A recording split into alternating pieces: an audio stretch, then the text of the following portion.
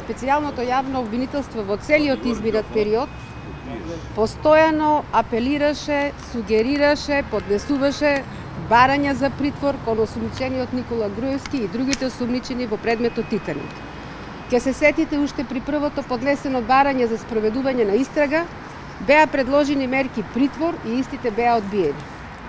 Кога го поднесовме обвинителниот акт, поднесовме барање за определување на мерка притвор и тогаш Кривичниот совет го одби нашето барање со наводи дека иако постои опасност од бегство, бегството може да го обезбедат со одземање на патната исправа и јавување на обвинетите еднаш неделно беше во тој период.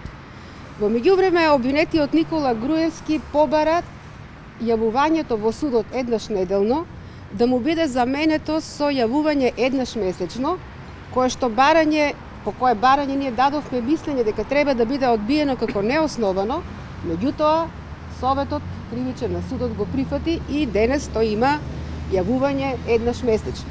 Сите овие услови беа една предиспозиција да се случи ова бегство.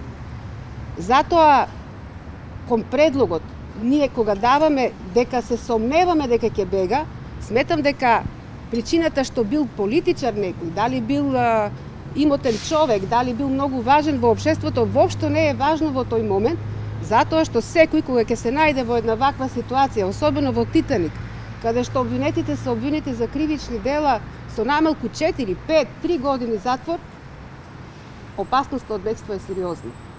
И мислам дека претходно таа опасност не беше земена сериозно во обзир. И се случи тоа што се случи.